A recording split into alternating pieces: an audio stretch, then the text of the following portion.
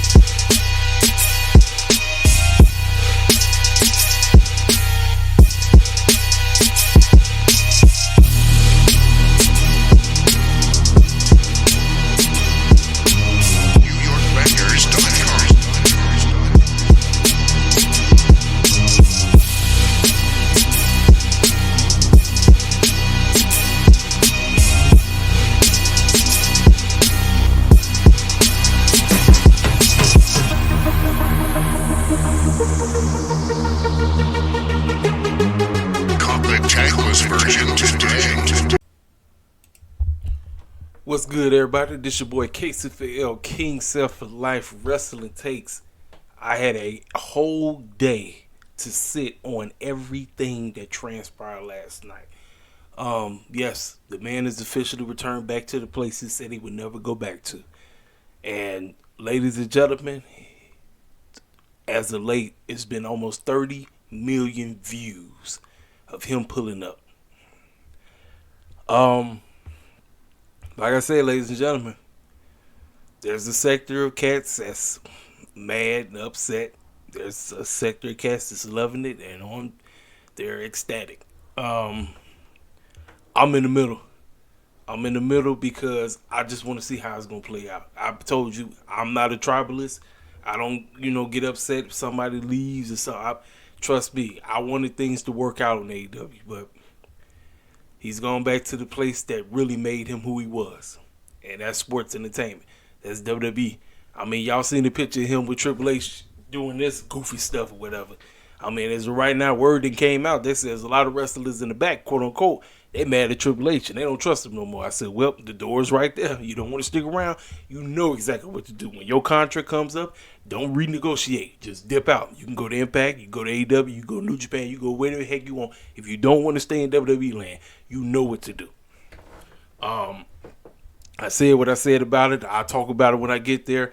But what I'm going to do first, I'm going to talk about Rampage and Collision.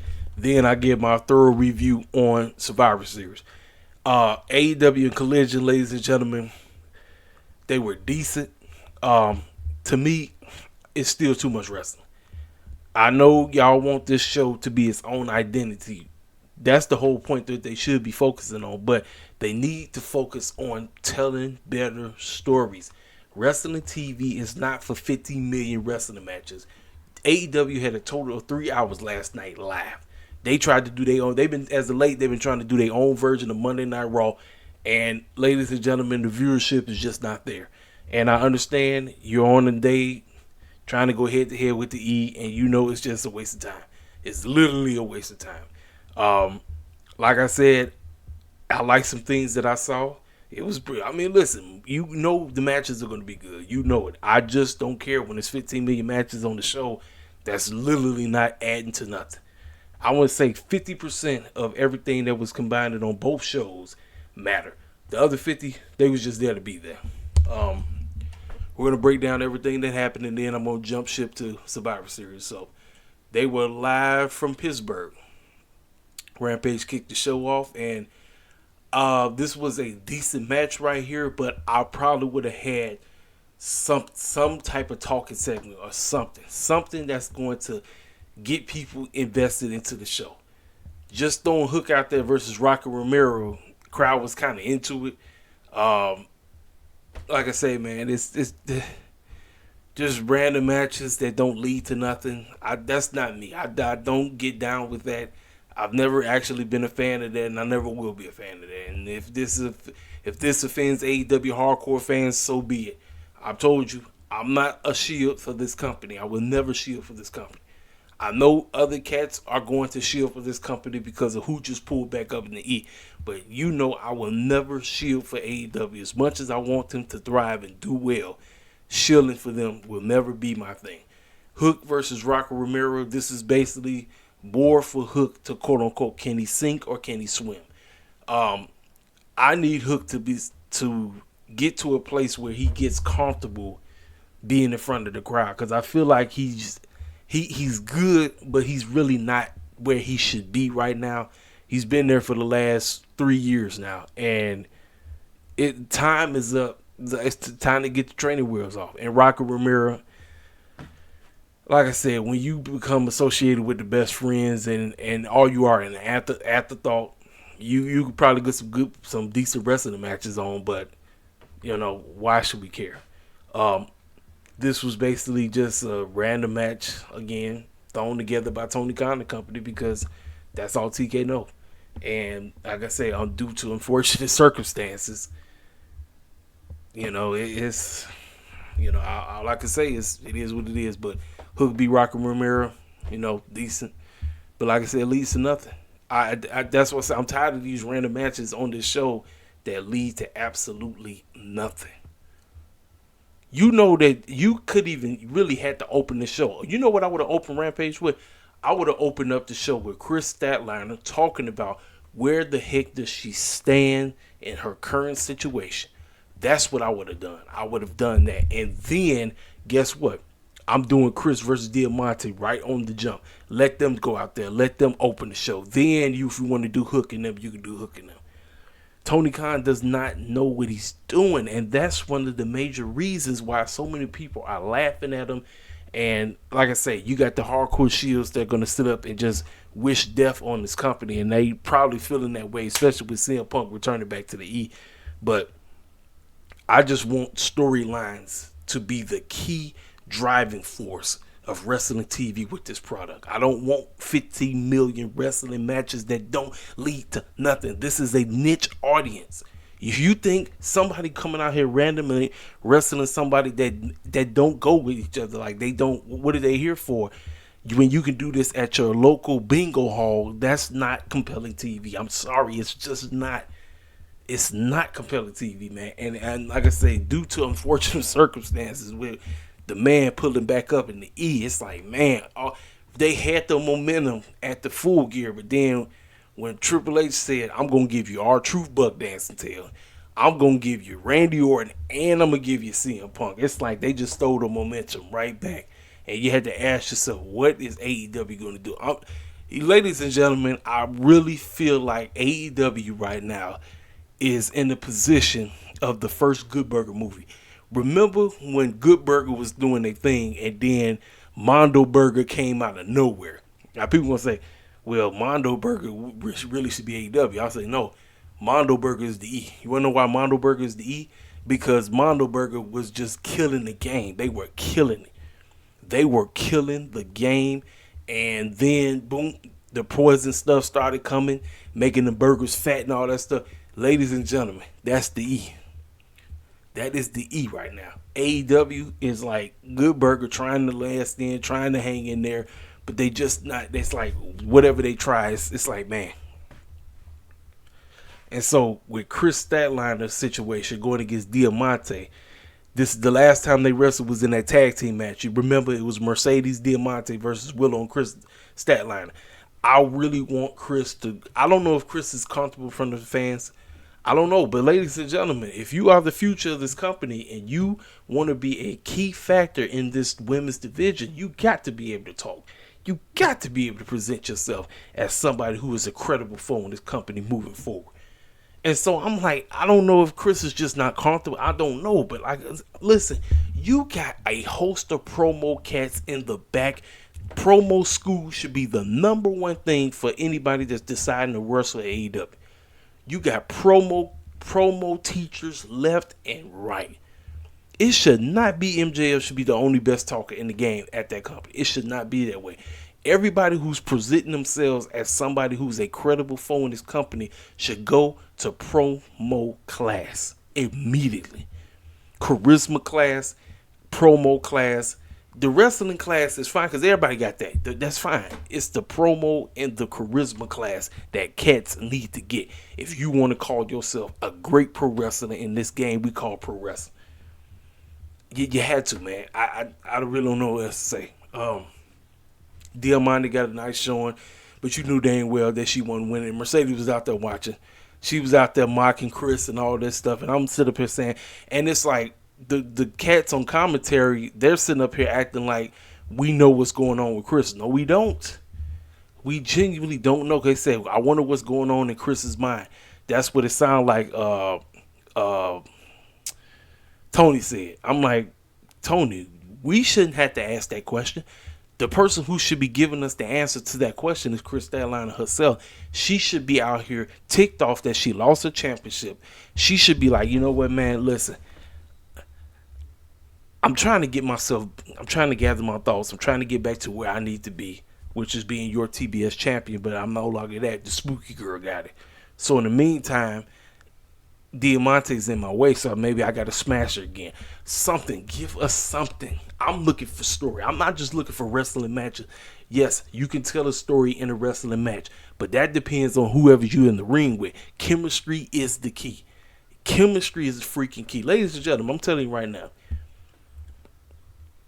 depending on the old school and depending on old cats, old heads, is not how wrestling promotions are going to stick around. Tony Khan thought, hey, I'm going to get Ric Flair. That's going to get us to the millions. I'm going to get Adam Copeland. That's going to get us to the millions. No. Collision and Rampage are barely doing 200,000 views. And that's sad. And then Dynamite is hanging on their thread. They averaging at best 800K. When NXT is right on the hamper, you know what I'm saying? And I'm like what it is they need to do. Yes, don't try to be like the E, but get better at telling stories. That's all I want. I don't care about the 50 million wrestling matches that we get presented on this show. I don't care. You can care about that, but I straight up don't give a crap. I don't give a rat's behind about it. I see why cats like King Mike say he's done with this stuff, because it's like, bro, what are we doing? Like, what are we doing? The people who are controlling this stuff don't care about growing. They don't care about growth. So if they don't care about growth, why are we coming here wasting our time and energy trying our best to help these cats come along? I'm telling you, I'm a wrestling head through and through. Listen, I'll never stop being a wrestling head. Even as bad as the wrestling production has been, I will never stop being a fan of pro wrestling. I understand certain cats pulling up, and I get it. But like I said, this is who I am. I got a passion for this stuff. I've been watching this stuff since back in the day, and I'm like, you know what? Look, I want this stuff to keep going. Like I said, if the cats who are controlling the things don't give a care, then yeah, you're right. Pro wrestling is dead, and it's a waste of time. It's a geeky, nerdy thing, and it's sad. It's really sad because wrestling is for everybody. It's supposed to be for everybody. But when the cats who are controlling the stuff don't really care about presenting excellent storytelling, you're wasting your time. So, Diamante and Mercedes basically beat the snot out of Chris after Chris won. So everybody's like, okay, you heard the bell ring, and so here come Willow. Willow came running out there. We still need an explanation on what's going on with Willow. They don't even know what they're doing with Willow no more. Willow was on top of the game. Now Willow's just there to be there. Willow has turned into an ass battalion. We don't know they don't know what they're doing, man. They genuinely don't know, and that's sad. It's sad to the membrane, man. This part was great. DG gave a promo about where does he stand in getting into this doggone Continental Classic. He said, everybody see me, everybody just assume, yeah, this cat gonna lose. He's a loser. He's wasting his time. Like, what does he think? He's like, look, I'm gonna showcase why I'm the best in the game. And listen, DG has the potential of being somebody special if Tony Khan and company can get behind him. But again, it's the same storyline. It's the same thing over and over again. Cats just don't know what they're doing. And that's because of the clown that's running the show. And I'm like, man, I want this dude to get it right. I want him to get it right because the more people hate on this guy, I'm talking about Tony Khan, the more I want to see him thrive. But when he gets in his own way, it's like, bro, you're not going to help. You on Twitter ain't going to help. You saying, I'm glad that everybody watch. You know damn well when nobody watches. I'm telling you, yes, the niche audience, they tuned in. I watch because I cover this stuff. And I told you I was watching Survivor Series first. I watched Rampage first, then I watched Survivor Series.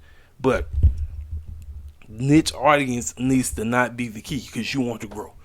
But DG has the potential of being somebody special in AEW if Tony Khan gets behind him. But I'm telling you right now, if he does not work out, Scott D'Amore, you get DG on your payroll immediately without delay. I'm telling you.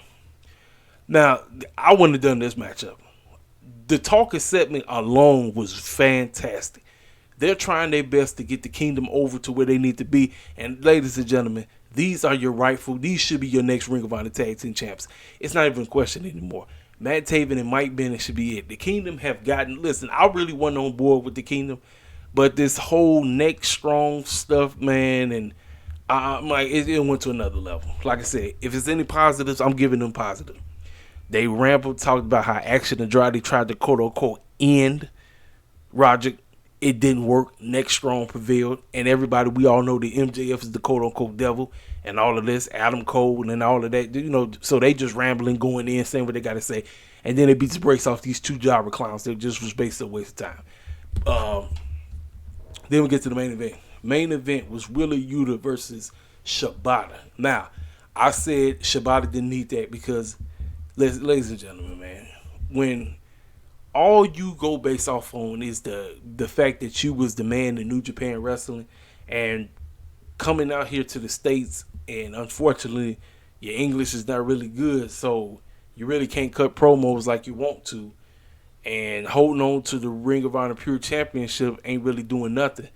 So I'm like, he really wasn't doing nothing with that title, so I'm like, why don't you go ahead and just put it right back on Yuta? Because let me tell y'all something. There is a mixed bag on this man. A lot of people say that he's a charisma vacuum. In other words, he has no charisma. A lot of people say all he is just one of them little builder wrestlers or whatever. I'm going to tell you this. Him being with the BCC has definitely created more for him than he was when he was with the Best Friends. Because when he was with the Best Friends, he wasn't doing anything. And word is, he officially got his first live TV matchup win. I didn't realize that. I always thought that man had at least a couple of them. He never won on live TV. 19 matches, and he finally got one. But Shibata was basically dominating this whole matchup. This is all Shibata until we got to the very end. Because everything looked like the odds was against Yuta and he was going to lose this matchup. But then when he came out of nowhere and he cheated and he got the victory and he won, I'm telling you right now, the rightful guy won. Shibata wasn't doing nothing with that thing. Shibata wasn't doing anything with this. Now, ladies and gentlemen, I know people can keep saying it. Why is the Ring of Honor crap on AEW TV? It's because Tony Khan has absolutely no idea what he's doing with Ring of Honor as a whole. When you bought it, he just wanted it so Vince wouldn't get a hold of it. Ring of Honor should be its own thing. It should not be traveling over on AEW. That's one of the major reasons why AEW really doesn't have an identity, because he's trying to focus on the Ring of Honor and AEW at the same time. I'm like, no, Ring of Honor should be the developmental for the main cats that are going to come up on AEW TV. Your two shows that you broadcast with three, Dynamite, Rampage, and Collision. Ring of Honor stuff should be on Ring of Honor. It should be a developmental show for the cats who are learning the AEW way, how to get yourself over on TV. That should be down there. Everything Ring of Honor related should be on the Ring of Honor app. And one of the major reasons why I do not watch the Ring of Honor stuff is because all it is pro wrestling. It's nothing. They don't know how to tell a story on there. People can sit and say, yes, they do. No, they don't. If you got a product that you're showcasing and it's 10 matches straight up and there's no story in between, I'm not getting into that.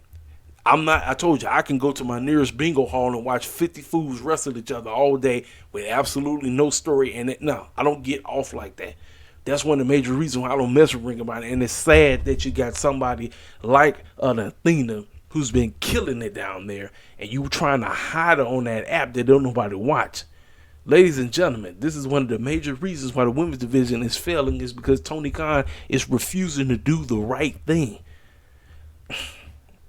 Fool don't care, ladies and gentlemen. You don't care. And you got to hear from somebody who absolutely loves the company and wants the company to thrive.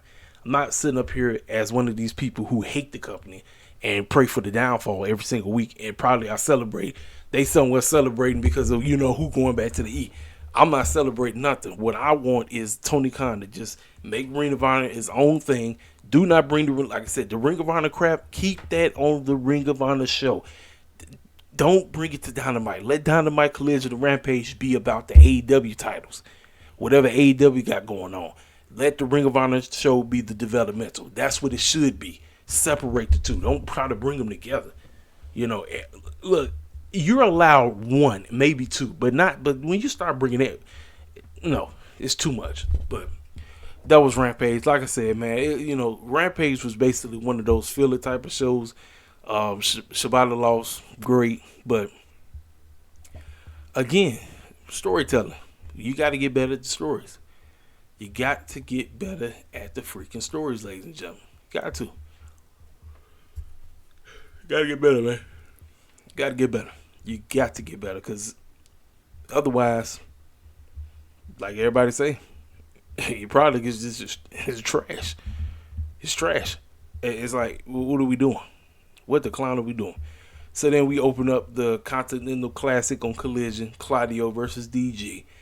Now, these are a series of matches, but the wrong guy won. I don't know what Tony Khan sees. Listen, Claudio he's good, but man, DG got the whole nine. He got the character down. He got everything, and you still have my man come up short because you want Claudio to go. I'm like, I'm telling you, man. I don't know, man. I don't know. Like I said, I watched it, I saw it, and my man lost. I was like, man, look, I want the storylines to carry this company. This is how you get eyeballs, larger than life characters, storylines, not 50 million match. Now this match was important because it's the Continental Classic, so this matchup was important. Now, like I said, man, the rules are still out of whack. Like I said, I'm still I'm trying to understand it, because like I said, it's just TK basically trying to do his own version of the G1 Classic, and more than likely it's to please Brian, because Brian couldn't be a part of it. So he's like, I'm gonna bring the G1 Classic out here to AEW. That's basically what it is. And I'm like, Tony, let me tell you something. Tony Khan is so New Japan minded. He's so New Japan minded, and I'm like, look, the New Japan stuff worked for them, but AEW, you should be trying to build your own identity, making your own brand worth watching. You understand what I'm saying? But like I said, that's what he's doing right now. So then Eddie Kingston cut his promo, talk about what he gonna do tonight and all this. Great. So then we get Mr. Luchasaurus, aka Kill Switch, beating the snot out of the boys. And the boys' birthday just came up, and I guess this is TK's way of making them look dumb. But they wasn't gonna beat, they wasn't gonna do nothing to this man. He murdered them. He murdered the boys. He murdered them. So as he was beating the brakes off of him, out of nowhere, Copeland came out of nowhere to address Edge. To address Christian, all the stuff about him. He said he came here because he wanted to tag up with him. But when he realized that the guy doesn't care about him anymore, and that he wants to end him, he wants him to be sitting in in a wheelchair drooling while his kids take care of him. He said, what kind of friend is that, man? He said, look, I'm going to end that guy. And guess what? We got a show coming up on December the 6th in our hometown, Montreal. I'm challenging that guy for the TNT title. I said, well, ladies and gentlemen, the matchup I thought TK was going to save for the pay-per-view, he's doing it on free TV. I get it. You're in Montreal. But ladies and gentlemen, Adam Copeland's not winning. For fools that think Adam Copeland is going to beat Christian, he's not, ladies and gentlemen. He's going to lose. He's going to lose. Christian is not losing that TNT title for the foreseeable future. He's not. Makes no sense to put the title on Copeland. It makes no sense whatsoever. Don't put it on. Christian has been doing works with that thing. Don't you dare do it, Tony. I know you want to do it. I know you want to do it, TK. But don't do it. Both of the men are from there. Don't do it. He's doing work. Listen, before Christian loses that thing, he must have the demise of the cast that's in his group, the Patriarch. The Patriarchy must demise in front of his very eyes before he loses that TNT title. That makes the most sense. Don't put it on Copeland because we got to get a pop. No. And I pray, TK, don't you dare hop on Twitter and say I got a special announcement, because we done been there and we done that, and that does not help views. You know what that does? It makes fools say I don't want to watch this product anymore. I don't. So then we got the House of Black versus Gravity Commander. This match didn't lead to nothing. It didn't lead to anything, I'm telling you. Sorry about that. I was looking at my phone. Somebody was trying to hit me up. Man, look, it's again, man. You know, these random matches. If it's not lead to nothing, I get it. It's just this showcase. I'm like, I'm good, man. I'm good. They beat the brakes off of them. They tore them up. So backstage, Action and Darius was talking about how they've been enjoying teaming up with each other. And they said, yeah. And Darius said, man, I absolutely love teaming up with you, bro. But I feel like something is missing. Out of nowhere, my man Dante Martin has returned. He has officially returned, ladies and gentlemen. He's been gone almost a half a year. He's been gone. Like I said, he last year, towards the end of the year, if I'm not mistaken, was it early? It was last year. That man messed his ankle. No. WrestleMania weekend. So he's been gone about 7 months. That man has officially returned. He's back. I pray for his body. Like I said, every time they get together, it's like something happened to one of them. I pray they can stick together. Now, with them coming together, their number one goal should be going after the trios titles. Right now, you want to revamp the trios division, correct? So you got LFI, you got them, you got the Bullet Club Gold. You should be trying to revamp the trios division, ladies and gentlemen. That's what TK trying to do this and do that and all that. You got the man back. Let them potentially try to go up for the trios title. You know they're not gonna win them, but at least let's try something. That's great. My man is back. Fantastic. I loved it. It was great. This right here, I would have had Julia actually talk before she faced Lady Frost, because I don't want this to become another open challenge with her with the TBS title. I'm tired of this, because it feels like it's the same thing with every belt, same old same. I'm like, no. You put the title on her. She shouldn't be having no freaking open challenges. The women should be trying to wrestle each other because they want to get their hands on her. It shouldn't be her having open challenges. Lady Frost is good, but I wouldn't have done this matchup. Here's the deal. I would have done it, but I would have had Julia Hart address everybody. She addresses the TBS title division, the women's. She addressed everybody. She say the house always wins. Well, since cats are gunning for me, I'll have other women go against one another, and if they have enough guts or gall to even bother to face me at freaking World's End, by all means, I will gladly invite the challenge. But as of right now, I'm not putting my title on the line for nobody. None of these women deserve a shot. You want to play this thing up. She's the female Undertaker. I'm trying to give TK props on what to do. I'm trying to give him tips on what to do about this situation.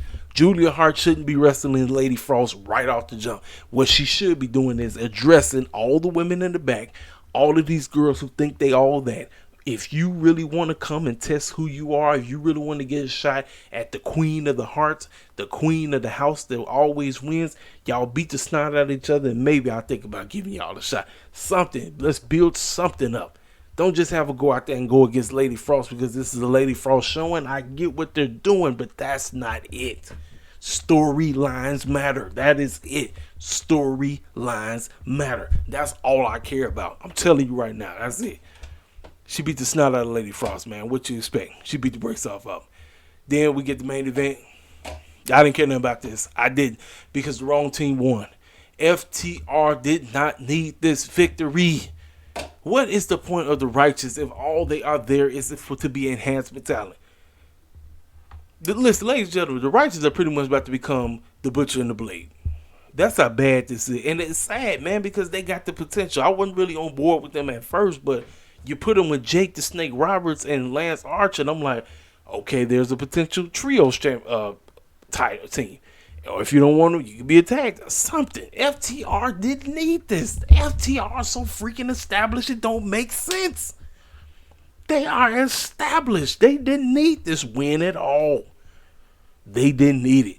They didn't need this win, so they won. And then out of nowhere, Malachi Black and Brody King come out, and they say Cesaro, and then he mentioned CM Punk's name. That was basically a dead give. So let me tell y'all something. I don't know if y'all remember back in the day. I wasn't watching, but WCW, quote unquote, ruined Mick Foley beating The Rock on Raw.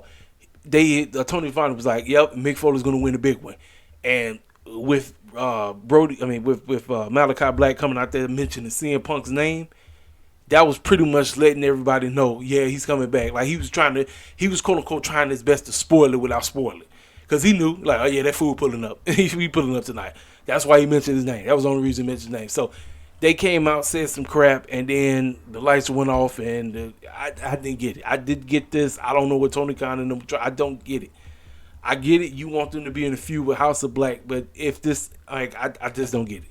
They didn't need. First of all, if you really wanted to play this thing off, if you really wanted them to have a quote unquote feud with the House of Black, I don't know, have them come out there to be a quote unquote, or have the lights go off in the middle of the matchup, and then this be a distraction and the Righteous get the victory, because they needed it. The Righteous needed to win, not FTR, man. This was stupid. This was a stupid finish, a stupid matchup, and that led to nothing. It just made the Righteous look like idiots. That's all it did.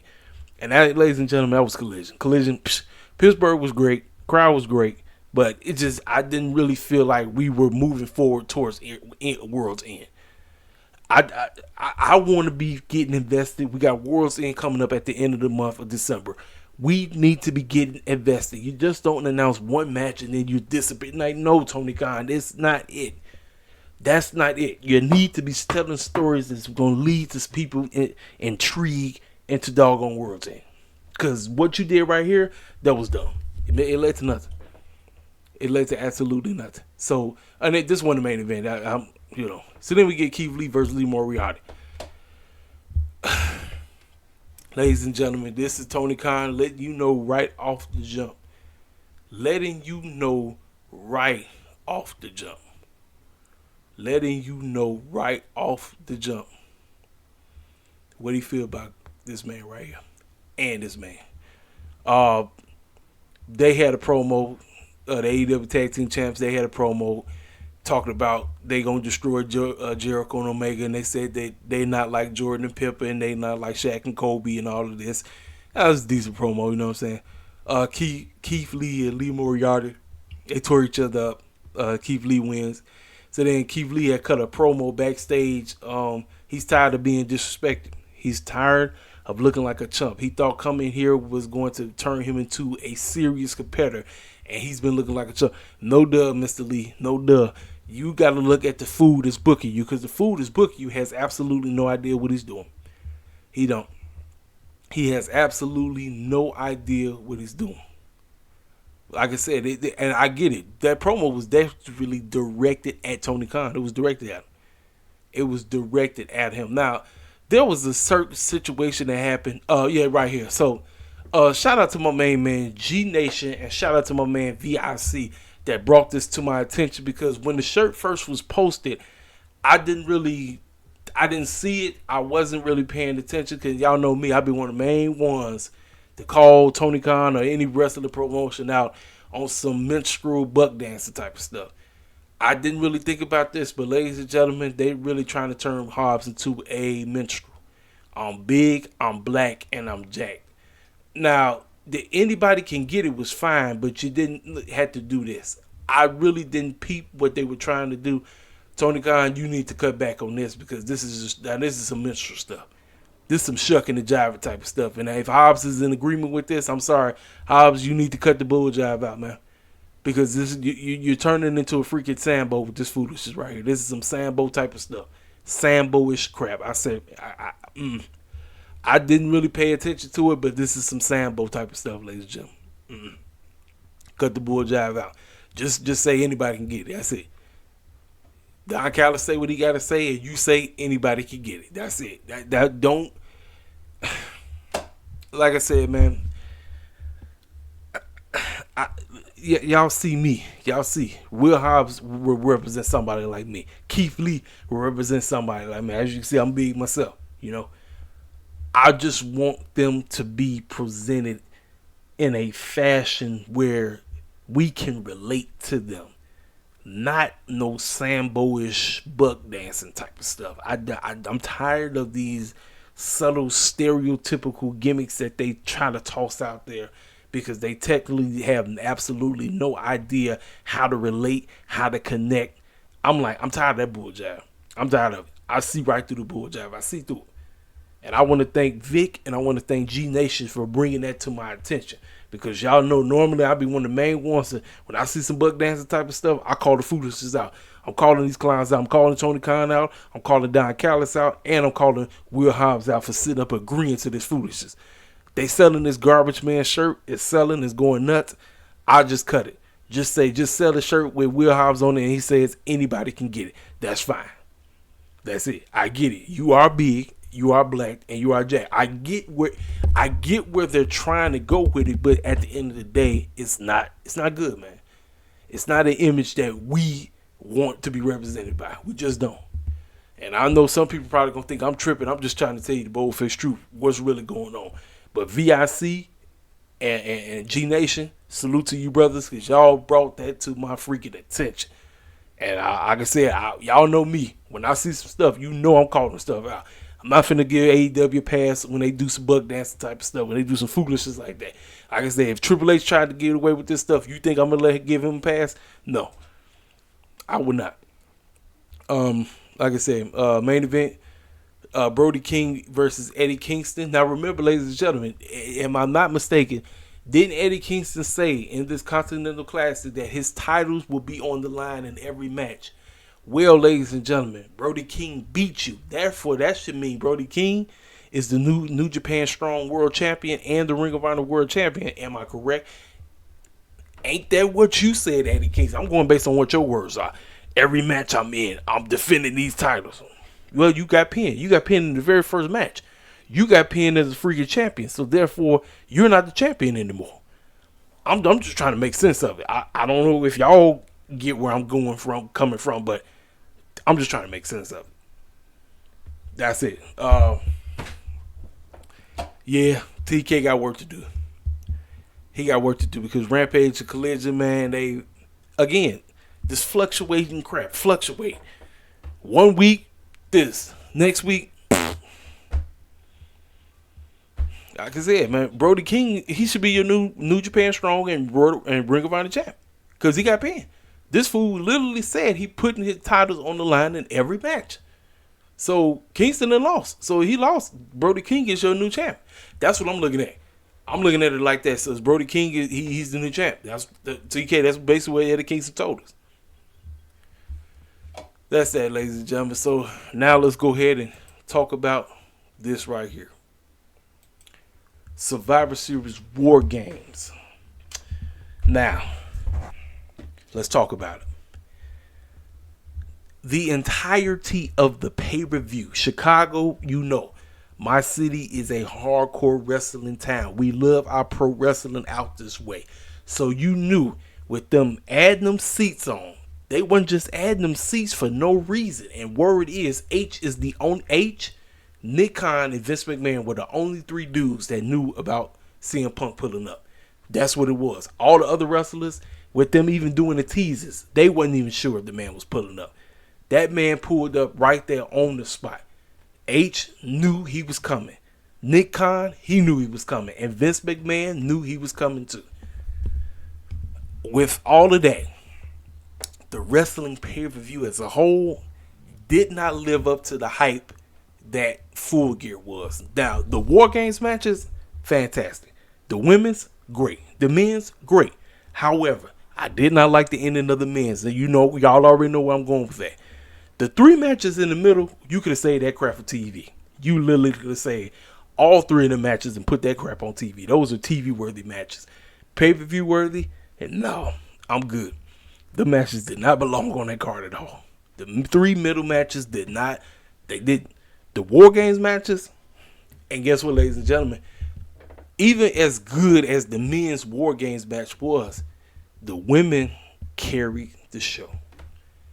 Even with the sloppy and the botching that happened in the women's matches, I would take the women's War Games match over the men's War Games match.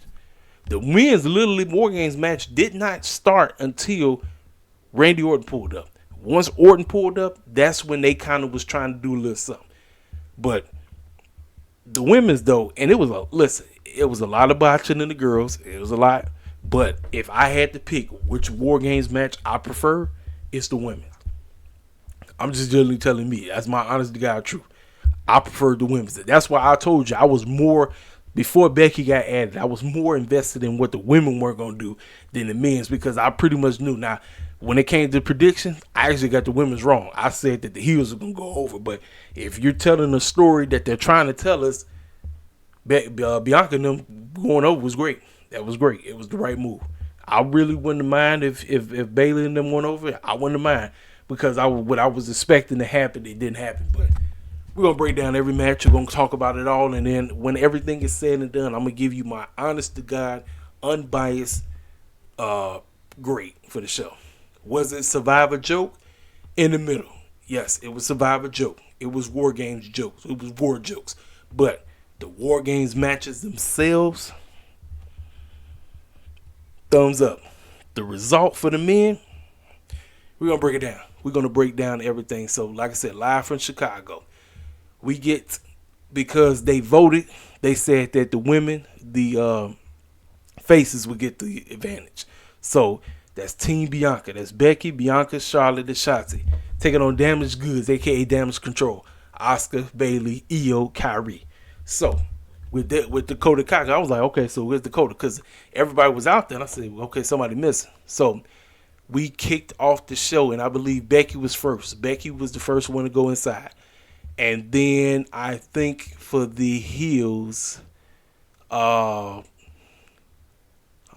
see, I'm just reading. So, like I said,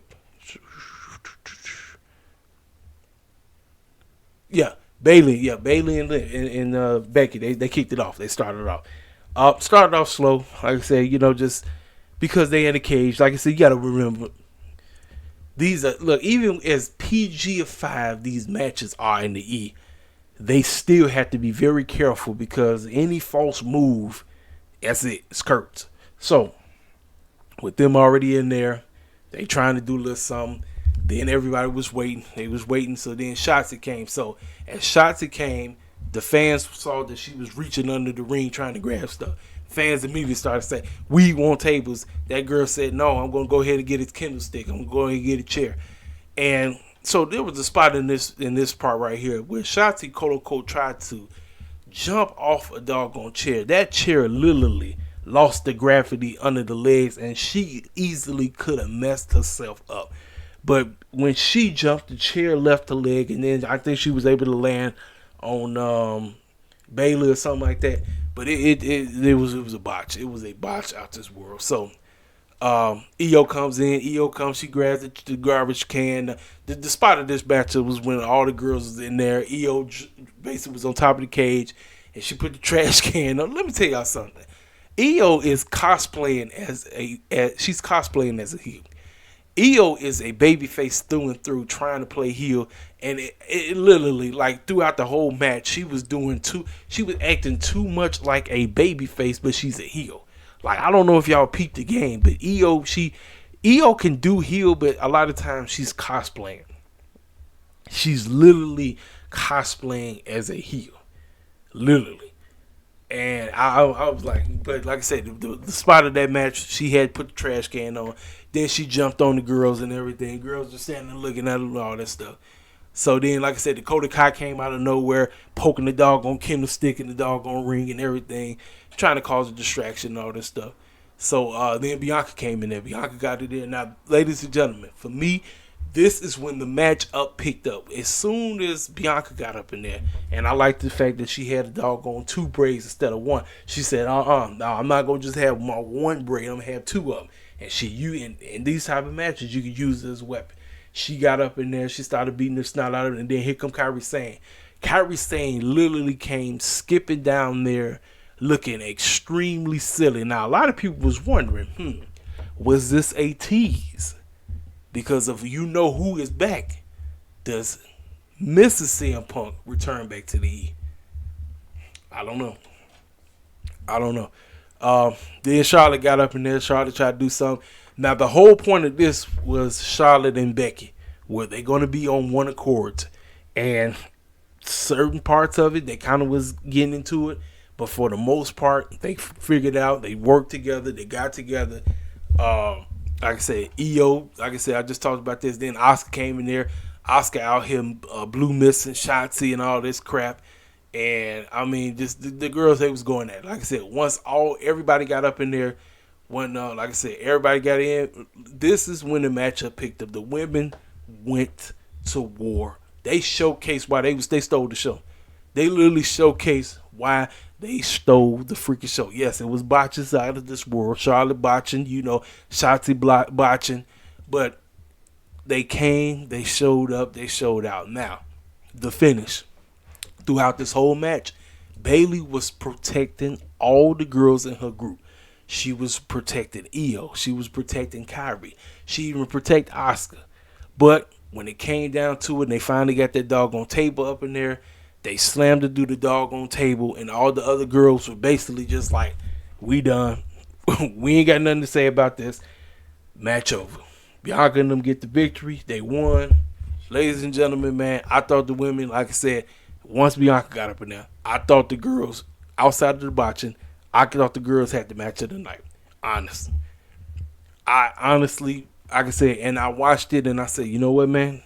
Kudos to every woman that was a part of this, even with this being a PG-5 matchup. And matter of fact, Becky actually got busted open. She was bleeding right here on in the top of her forehead and her nose a little bit. So we did get some color. It was an accident. Like I said, these are the type of matches where you need color. You literally need it. Because, I mean, these girls are beating the brakes off each other. They're tearing each other up. You need it. So the storyline of Bayley getting jumped is being saved for SmackDown. I thought Triple H and them would actually do it on the show. This way there would be something that we remember. So now it got something to be continued factor to go into SmackDown. No, they didn't do that. They didn't. They just had Bayley laying there with all the other girls just scattered across. Becky, Bianca, Charlotte, and Shotzi got the victory. They all celebrated together. Bianca looked like Charlotte and Becky, I guess, because matter of fact, they did the press conference together. They had them doing it together. Like I said, I guess they friends again. Then right off the jump, we got this trash segment. They was representing the Ruffles. There was Ruffles chips all over the place. And guess who made his epic return? That's right, ladies and gentlemen. Mr. Buck Dancer himself, Mr. Shucking and Jiving, Mr. He just plays the stupid black man. R-Truth has made his epic return in this garbage man segment with Chelsea Green, Piper Nevick, Alpha Academy, all of them pretty deadly. The segment was stupid. It was terrible. I said, this ain't funny at all. This is trash. I said, H, you might as well just go home. Like, this ain't it. So backstage, we got Sami and Jay. They tight. I said, this is the real tag team, ladies and gentlemen. Sami Zayn and Jey Uso, in my honest opinion, are the real tag team champs. They was the real tag team. That whole bloodline storyline, the two, how you say the characters? You got the the antagonist and the protagonist. These were the protagonists. Even though Jay was on the evil side, Jay and Sammy were the tag teams of that whole storyline. And to this day, I still see them as a freaking tag team. They my tag team. The boys was like yeeting up and all of this. And they said, man, hey, listen, the man ain't here. And then Jay was like, look, he ain't here because of me, man. Listen, bro, y'all fools know what I did, what we did to him, man. We put him on the shelf, man. That's why he ain't coming, man. Oos, he ain't coming. Oos, because of me. Oos, he ain't coming. I was like, man, look, storytelling, bro, this is great. I loved it. This was fantastic. This was fantastic. I loved it. We go for, like I said, this segment was stupid. And then, like, right here, and then that's when they all pulled up and said, don't worry, the man gonna come. Cody came out of nowhere. He coming. Seth's like, yo, he coming, man. He coming. All right. So, but we got to get ready for War Games, whatever. So, then this matchup. TV matchup. Didn't need this at all because the wrong clown was there. They genuinely tried to make the Miz feel like he was a babyface, and it did not work. The fans, yes, they got quote somewhat invested. But I knew when he dropped this fool on Raw, that was a dead giveaway. The Miz wasn't winning. He wasn't. And again, this was a TV worthy matchup. Put it on TV. Don't have it be at the pay-per-view. If this wasn't going to be Chad Gable beating this man for the doggone championship out here in Chicago, you can keep it. And that's exactly what happened. I didn't care nothing about 1 minute. I didn't care. People told me, oh man, this matchup will be good. This matchup was, no, it wasn't. Like I said, this is a TV-worthy matchup. TV-worthy matchups don't really need to be good. This match was not a pay-per-view worthy matchup at all. Trash. Utter trash. Gunther retains. We move on. Backstage, Judgment Day, chatted it up with Dominic. Talk about Orton, word is he ain't here. Finn Balor pull up. Drew, talk about we gonna tell Drew we got a plan. We got a plan coming up. So, step in because Carlito couldn't go. I'm sitting up here saying to myself, all right, cool. This might mess around and steal the show. This was basically the Dragon Lee showing what does Dragon Lee have. And ladies and gentlemen, it didn't live up to the hype. This honestly did not live up to the hype. This felt like this should have been saved for SmackDown. And Santos Escobar wins. I didn't really feel anything. I was looking forward to this being my match of the night. I genuinely was. And when they didn't live up to the hype, I don't know, maybe it's my own fault. But this matchup, it didn't live up to the hype at all. It didn't. You could have saved this for SmackDown and called it a day. Santos wins. Great. So then this was terrible. Because LA Knight, quote unquote, couldn't have a match, you put him in a clown buck dancing commercial with the New Day talking about some freaking Slim Jim. Stupid, man. I'm like, this stupid. Very stupid. Just stupid. That's what I say, man. I'm like, this is H. H is just fluctuating on the pay-per-views, man. It's like he started good, then he dipped, then he just was, this is him. He started great, then then the storyline, and then the match. I'm like, no. So then we get this matchup. I told y'all, man. I didn't get not one care about this at all. I didn't care. They tried desperately. They tried. Rhea and Zoe, quote unquote, tried hard. And I said, man, I mean this with the utmost respect. But man, I didn't feel nothing watching this. I saw it and I said, man, this might have been the worst match on the whole show. And ladies and gentlemen, I'm here to tell y'all right now, for you fools, because I don't see not one. You circus clowns was all mad and saying, oh, Bianca title run is trash and this and trash and that.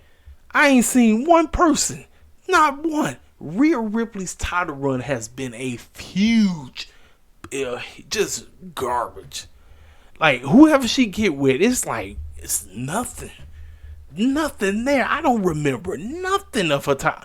I just know she and Judgment Day just been running everything. And whoever she get with, the matches don't mean nothing.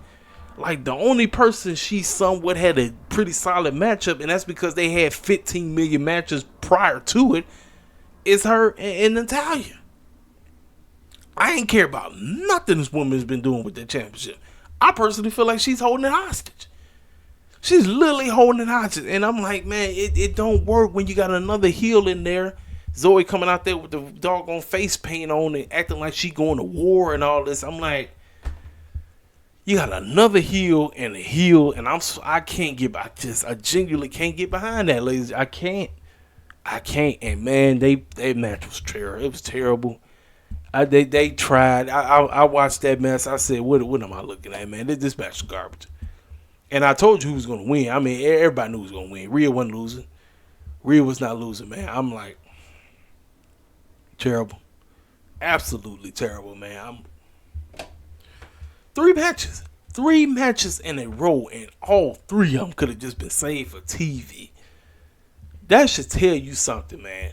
The fact that H had to rely on Orton and CM Punk to quote unquote save this pay-per-view, that's sad, man. That's sad. But you know, fools gonna say, man, Survivor Series is great. It's great because two fools pulled three of them. If you include that Bug Dancer, R-Truth. Yeah, three clowns pulled up, and that's basically why everybody talk about the pay-per-view. We're not talking about nothing that happened in ring wise. We're not. Now the War Games matches, okay, you can talk about them because the War Games matches is good, but yeah, Mr. Triple H, you pretty much had the wrong matches up on the show. You hit the wrong matches on this doggone show because these three matches could have just been saved for Raw and SmackDown. Real wins, nothing. So then here we go. Jey Uso, Sammy, Seth. And they said, Orton still ain't here. They said, don't worry. Cody like, we got to go. We just got to go. So, now, here we go, ladies and gentlemen. The sing-along. This is the sing-along War Games match. Judgment Day makes their interest because they get the upper hand because Drew McIntyre beat Jay on Raw. So, they make their epic come out. They all come out. They all enter the cage. And the one to start the show for them is Finn Balor. Finn Balor's out there. So then here comes the sing-along boys. The sing-along boys. Seth Rollins comes out. Cody Rhodes comes out. Sammy comes out. Jay with the yeet and all that, right? So Seth starts off. So we get Seth versus Finn Balor to kick the show off. And when you've seen them wrestle 15 million times, you really don't feel nothing. And I'm personally telling y'all right now, nothing in the men's War Games match did anything for me until the man himself pulled up. Now, there were two spots in this. The triple choke slam by Drew McIntyre and Damian Priest on Jay, Cody, and Seth, if I'm not mistaken. Them three all got, was it Sammy? All three of them clowns got choked slammed by Drew and Damian Priest. That spot was great. I love that spot. That was a fantastic spot. That was great. Then all of them jumping off. Who was it? It was one of them jumping off. So they all look. Let me tell y'all something. Nothing really, like I said, out of that spot. And then, like I said, when Orton got up in there, Orton was waiting. You know, Orton did the RKO out of nowhere. Now it was the spot too when Orton finally made his epic return. The Chicago, all these went nuts. When him and Jay was about to look at each other, Orton was ready to do the RKO. He literally was. And Jay was looking at him too, and he was talking with him. He said, you know I should do it, right? He said, you know I should. He like, yeah, I deserve it, man. But he said, look, we got to go to war together. We got to take these fools out. So don't worry. We'll talk. We'll discuss our situation a little bit later on. So, with this going on, with all of them clowning and everything, all the baby faces on the floor, here come Rhea with the doggone briefcase. Oh, yeah, this is before Orton came out. Here come Rhea. Rhea came running out trying to cash in, and then that's when Orton came out to stop it. So the cash in was not successful. Now, with Orton and all of them being in there, I had said you had J.D. Madonna, J.D., Dom, who else? And Drew. Those three can take the pin. Do not have Finn and do not have Damian Priest get pinned. What does the circus clown Triple H decide to do? He had the man himself who was going to try to cash in get pinned. And I get it. It makes sense. But here's the deal. If Damian Priest was not a champion right now, I tell you every day, champions getting pinned in non-title matches, It makes no sense. I don't care how you look at it. It makes no freaking sense. Those tag team titles don't mean nothing. They don't mean anything. Damian Priest got pinned, ladies and gentlemen. He got pinned, and I said, well, the final result was terrible. Absolutely terrible. The right team won. The final result was terrible. You had JD Madonna sitting right there. And you go and you have Damian Priest get... I'm tired of this, man. I'm tired of it. I'm tired of champions getting pinned and not title, man. I'm tired of it. It makes no sense. It's stupid. But that's what they do. That's what these circus clowns do, right? So, make a long story short, everybody's celebrating. And Michael Cole said, we want to thank everybody. We want to thank everybody. We want to thank everybody. And as fans, you know, looking. Next thing you hear, and I was like, oh man. And ladies and gentlemen, when I just sat there and I was like, well, he's back. He's back. And I say Monday Night Raw by mess around and listen, Raw better at least do 2 points. They better do 2 million views. They better. Raw better do at least 2 million views. If this is only to get 1.8, I'd say it's a fail. It's a fail right off the jump. They better do at least 2 million views with that man pulling up. Listen, that crowd, the energy in that crowd, I'm telling you, it reminded me too much of, like I said, 2 years ago when we went down here to the first dance at the United Center and he pulled up.